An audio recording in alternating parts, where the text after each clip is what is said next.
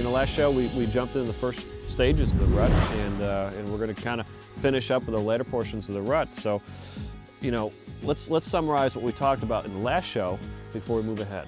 Well, Neil, the last show we talked about what a hunter could do during the latter stages of the pre-rut and the seeking phase of the rut. And as the last show discussed, the research that Wayne LaReche and I have been involved in now for 11 years, dealing with what we call the rutting moon. That rutting moon is going to be the second full moon after the autumn equinox. This year, it's going to be November 6th. When that moon hangs in the sky, those bucks will be ramped up. I mean, they're going to be covering a lot of ground. And it's not going to be the chase phase yet, but they are going to be covering a lot of ground. Now, as we get 2, 3, 4 days after that full moon, the nights are starting to get darker and darker, we're going to get into the chase phase. And from about 8, 9 November until about the 12th of November, it ought to be spectacular.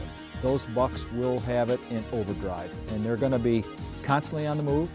They're not going to be bedded that much. They're going to be not feeding.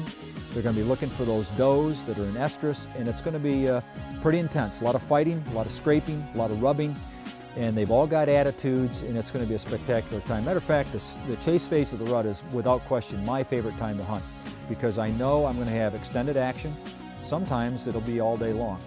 And so that's what I'm looking for, that period of time this year when that chase phase hits. Now, the breeding phase is the last phase of the rut. That's where the whole terminology of the rut comes into play. It's going to be totally different. Why? Because understand that that buck is going to be covering up to about 4,000 acres during the chase phase. Well, hey, the doe could care less about all his running around, and she's going to cover around 600 acres, maybe less. She's a homebody. And so when that breeding phase hits and those does start to come into estrus, the behavior comes to a grinding halt, because she's in estrus, the buck's with her, she will not leave, and that can be a totally different time to hunt, because your strategies need to be perhaps different. So that's some of what goes on. And again, the breeding phase this year is going to be somewhere around 10, 12 November until about 20, 25 November. It's going to run for a little over 2 weeks. And that's the time when most of that breeding, about 80% of it's going to take place. And so there are distinct phases. Again, the rut is not a 100-yard dash, it's a marathon. It could cover up to 40 days. And so the hunter that understands that that seeking phase this year is going to hit somewhere around 4 or 5 November. The full moon hits on the 6th of November, and the seeking will end about 10, 12 November, and the chasing gets intense, and then that breeding kicks in 15 November to 25 November.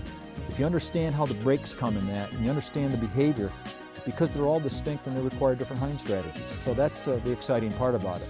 Now, let's look at the behavior end of things as far as that whitetail goes.